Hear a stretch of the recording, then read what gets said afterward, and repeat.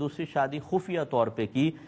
اب وہ عورت مطالبہ کر رہی ہے، غالباً جو میں سمجھ پایا وہ نکل گئی تھی کچھ میری سے، کہ وہ چاہ رہی ہیں کہ اب مجھے سسرال اپنے لے کے جائیں اور اس بات کو ظاہر کریں، اور یا پھر وہ اس پر طلاق کا مطالبہ کر رہی ہیں۔ کیا حکم شرع ہوگا؟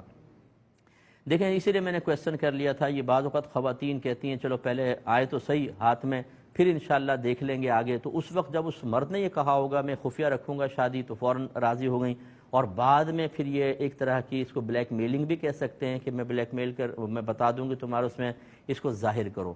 اسی لیے خفیہ شادی کو ہماری شریعت پسند نہیں کرتی ہے، اعلانیہ طور پر شادی کو پسند کیا ہے۔ سرکار نے فرمایا کہ اعلنوا النکاح ولو بالدف، نکاح کا اعلان کرو چاہے دف کے ذریعے کیوں نہ ہو۔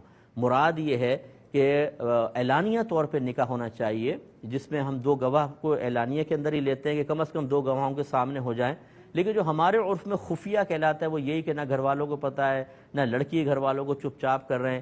یہ خفیہ نکاح بہت خطرناک ہوتے ہیں۔ میرے پاس بے شمار کیسز آئے ہیں، لڑکوں نے شادیاں کی، کچھ وقت گزارا، غائب ہو گئے اور بچیوں کی زندگی خراب ہوئی ہے۔ یا پھر اسی طریقے سے وہ ظاہر ہوتا ہے تو گھر والوں کا اعتماد ختم ہو جاتا ہے، پہلی بیوی کا اعتماد ختم ہو جاتا ہے کہ اس نے دھوکہ دیا ہے اور چپکے سے دوسری شادی کر لی۔ پھر اس کے فتن بہت زیادہ، اولاد بعض اوقات والد صاحب سے بدظن ہو جاتی ہے، وہ ماں کے آنسو دیکھ کر باپ سے نفرت کرنے لگ جاتی ہے۔ اس کے خطرناک نتائج ہیں۔